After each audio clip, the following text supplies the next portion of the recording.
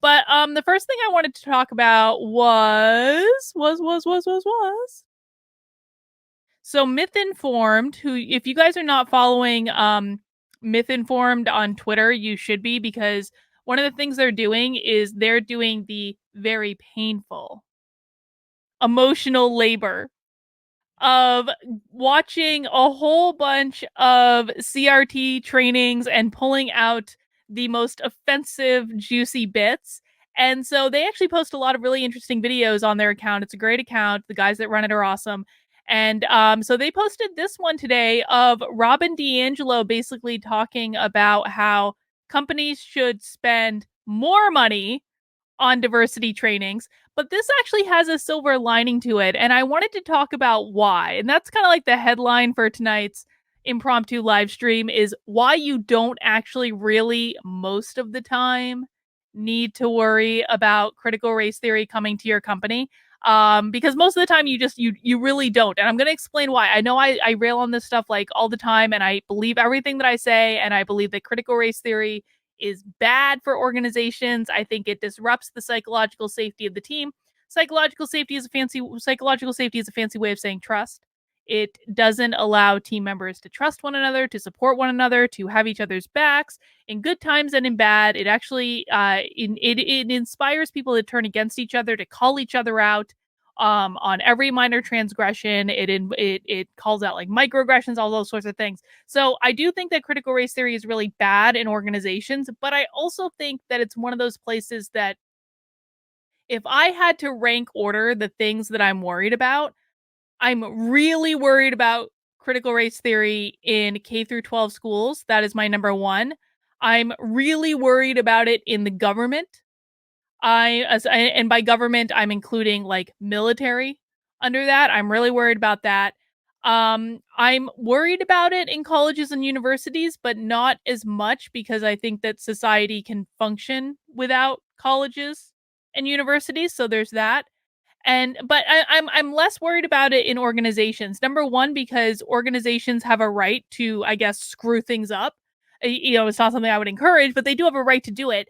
Number two, I think that eventually organizations will experience ramifications for critical race theory that they're not going to like, that is going to impact how they move forward with it. So they're way down on the list, even though like I am an organizational psychologist. This is kind of like my focus area, but I'm worried about it in different ways for them. So let's just play this video of Robin DiAngelo talking real quick, and hopefully the sound works out. And then I'm going to tell you guys why I'm not as worried potentially about organizations. And can someone just chat something in just so I know everything's working? Because things kind of appear a little frozen on my end at the moment. So I think I'm kind of hoping things are working, because I'm appearing as frozen on like 3 different screens. So I just want to make sure before we start. Oh no! Oh no! Oh, it looks like it's working. Oh, excellent. Thank you guys. All right, let me play this clip, and then we're going to talk about what it means. For our viewers, last year a study found that US companies spent $8 billion on diversity and inclusion, and diversity consultants earn somewhere in total, cumulatively, around $500 million a year. So I'm wondering, where's the evidence or data that you have, because you're the expert on this, I wonder, on those workshops, on diversity training, because a lot of people are cynical about that stuff. So I'm just wondering, how do we know it works? Well, I don't think it does work if it's not sustained and consistent. So if it's a one-time thing, a check the box kind of approach, it's not going to keep going. It has to be sustained. And I really would have us question why we think there would be a simple answer or solution. We could take this workshop, or we should be able to take this workshop and figure out something as perennially complex and deep and enduring and highly adaptive as racism. It is highly adaptive. It responds to challenges, and it keeps on keeping on. All right. So what she said, she was asked, how do we know this diversity training stuff really works? And she basically said, well, we kind of don't, and you need to invest more money and do more follow-up in order to like make sure it works. And she's actually right. She's right. But probably not for the reason that she thinks it is. Okay, so here is the number one reason that I'm not worried about critical race theory in most organizations.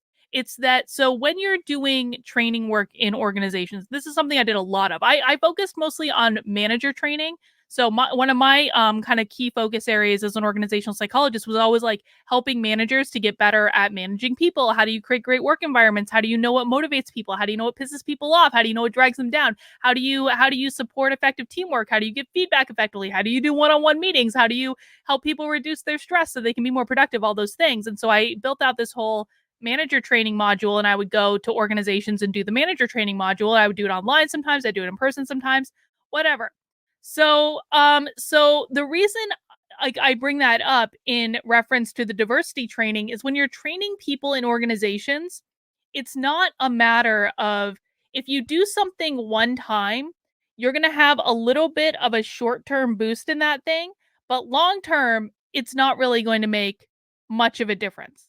It's really not, because you need to have the follow-up. And anytime I was do trainings with organizations, and again, mostly around the manager training piece, I would always say to them when they were hiring me, I was like, we can do this training, but what would make it really effective is if we had like a 1 month out check-in, 3 month, 6 month, a year. We create different accountability structures to get managers in the habit of doing the things that they should be doing. We provide ongoing coaching, stuff like that. So I would always try to like upsell them, like, we can do this one thing and it's going to be good, but we could do this really much bigger thing and it's going to be awesome. Now, part of the reason you do that is because you want to make the most of every consulting agreement that you can. You want to make money, right? And the corporate consulting's really lucrative, man. It's really lucrative. Yeah, some people have like a 2-year plan. They're like there are all these long-term plans.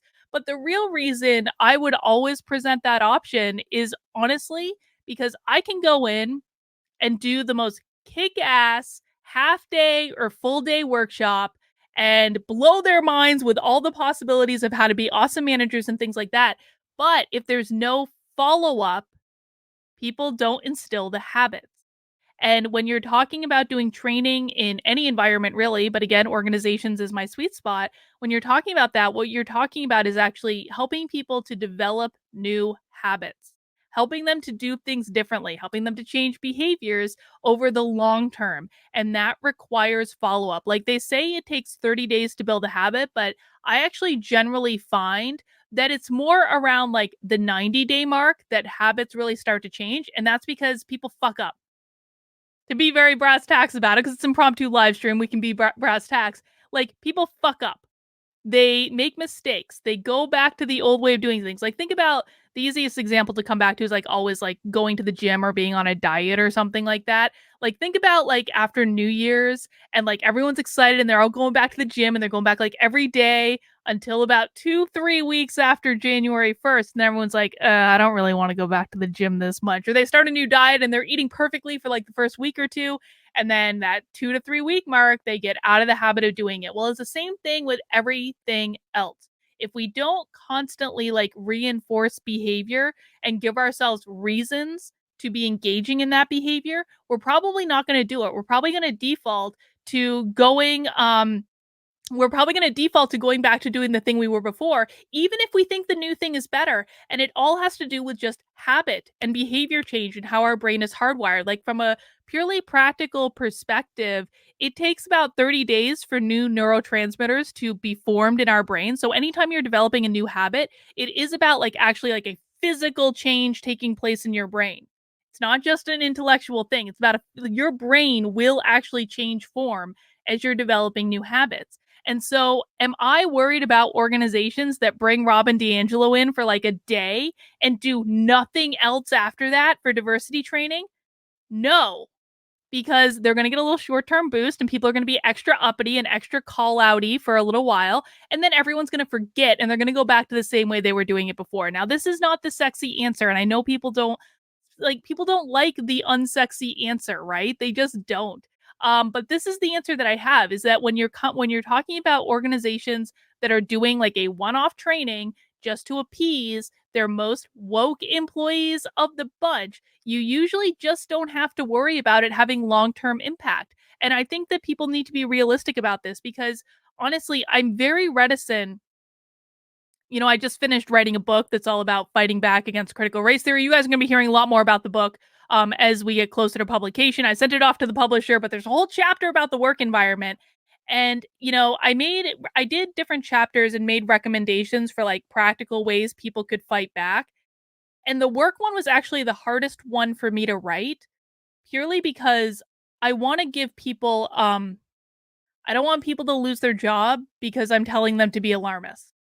That's it at the end of the day. Is like your job is not something you screw around with. And I know that a lot of times people believe in having like these big hero moments where they go in and they tell off the boss. And listen, man, I had like on one of my jobs that I absolutely hated, it was at New Hampshire Public Radio. I resigned in epic fashion. I told them, well, I didn't resign. I got myself fired. I got myself purposefully fired. But like I went out the door in like the best blaze of glory that has ever been gotten. It felt so good. I have no regrets about it.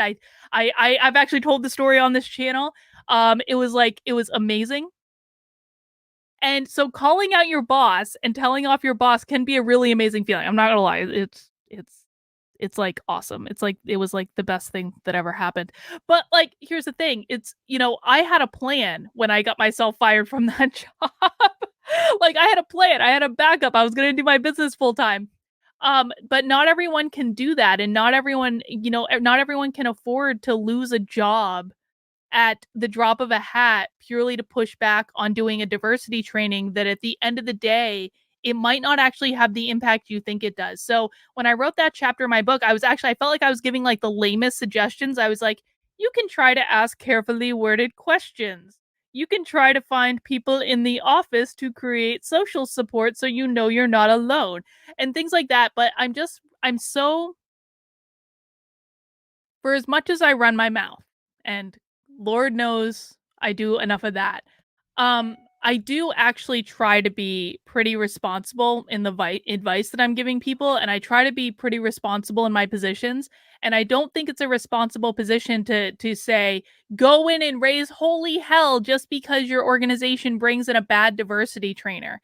I don't think it's a responsible thing to do, and I don't want the advice that I give people to result in them losing their job out of nowhere and them not having a way to pay their mortgage or feed the kids or any of those things.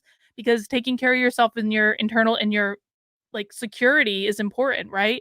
Um, so that's like the advice I have is to, first start to put it in the big picture. Start to make sure that like you understand what you're working with. And if what you're working with your organization is doing like a one-off training where it's like a half day training or like a full day training and you have to go to a workshop and you have to listen to some stupid stuff and you have to, you know, write a confession about your inherent racism or whatever, if that is all your organization is doing, you're probably going to be okay.